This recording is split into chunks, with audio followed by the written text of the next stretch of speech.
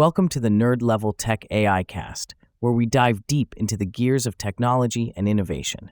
I'm Alex, here with the always curious and slightly hilarious Jamie. Hey everyone, and by slightly, Alex means extremely.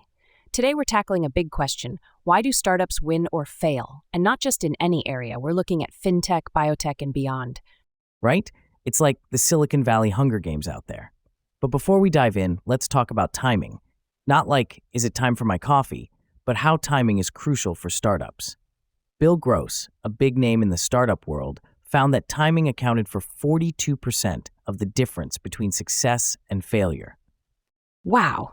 So you could have the best idea in the world, but if the timing's off, it's like throwing a party and no one shows up?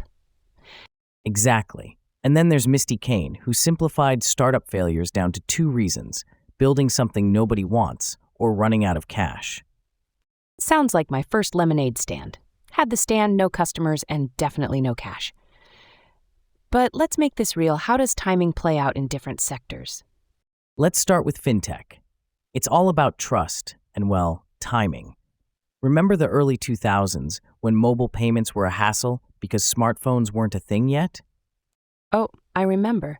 I also remember my flip phone and trying to access the internet. Dark times.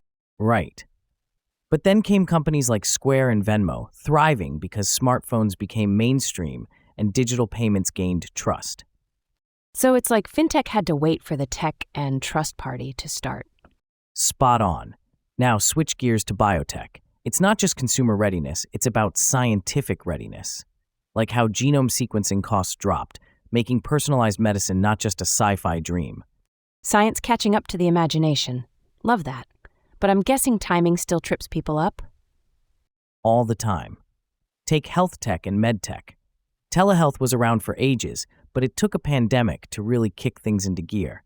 Suddenly, everyone's meeting their doctor on Zoom. Nothing like a lockdown to make us all embrace video calls, even with doctors. But this all sounds kinda optimistic.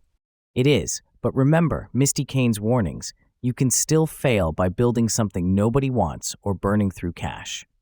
Ah, the classic, build it and they will come trap. Except they don't come. Exactly. And then there's climate tech. Urgency meets timing here. With the climate crisis, we're seeing an explosion in innovations, from carbon capture to sustainable agriculture. But the challenge? Scale and capital.